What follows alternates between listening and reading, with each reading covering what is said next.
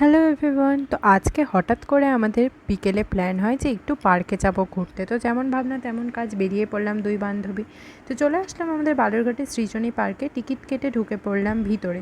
আমরা দুজনেই আসলাম, আরও একজন আসার কথা ছিল। তো ও যতক্ষণ না আসছে ততক্ষণ আমরা একটু ঘুরে ঘুরে দেখছিলাম পার্কটা। যদিও অনেকবার এসেছি, তবুও ঘুরে ঘুরে দেখছিলাম। আর এই দোলনাগুলো খাওয়ার জন্য আমরা ঘুরে বেড়াচ্ছিলাম, কিন্তু কোথাও জায়গা পাচ্ছিলাম না। আর যেখানে জায়গা পাচ্ছিলাম সেখানে এত জল জমেছিল যে সেখানে বসাই যাবে না। তো কী আর করব, মনের দুঃখে সেটাই ঘুরে ঘুরে দেখছিলাম পার্কটা।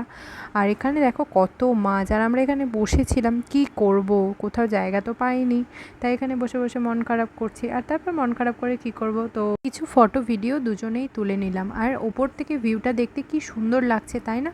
আর এই দেখো আরেক বান্ধবী চলে এসেছে মিশালি নিয়ে, তো সেটাই আমরা খাচ্ছিলাম। আর তারপর শুরু হয়ে যায় আমাদের বদমাইশি। আমরা দুজনে মিলে এই বান্ধবীটাকে এখানে উঠিয়ে দিই, আর আমি চেষ্টা করছিলাম একাই ওকে ওঠানোর জন্য, কিন্তু আমি কিছুতেই পারছিলাম না। তারপর ওই যে পিছনে বুনুটা বসে আছে দেখছো, আমাকে বলে কি, দিদিভাই চলো আমি তোমাকে হেল্প করছি। তো ও আর আমি মিলে কিন্তু ফাইনালি ওকে ওপরে উঠিয়ে দিই, আর ভালোভাবে নিচেও নামিয়ে দিই ধীরে ধীরে, কারণ আমাদের লেগেও যেতে পারতো ওইভাবে। তো তারপর ওকে নামানো হয়ে গেলে আমরা দেখছিলাম ওয়েদারটা এত মেঘলা করে এসেছিলো যে তখনই বৃষ্টি আসবে এরকম মনে হচ্ছিল।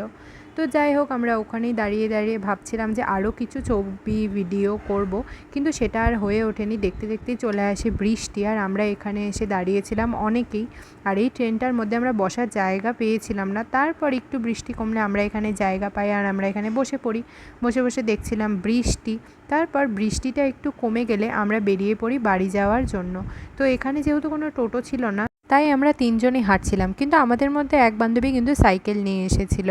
ও তারপর আমরা রাস্তা অবধি যাই, আর রাস্তাতে যেতে যেতেই চলে আসে ভীষণ বৃষ্টি। তো আমরা দুজন টোটোতে উঠে পড়ি। তো আজকের ভিডিওটা এতটুকুই, বাই।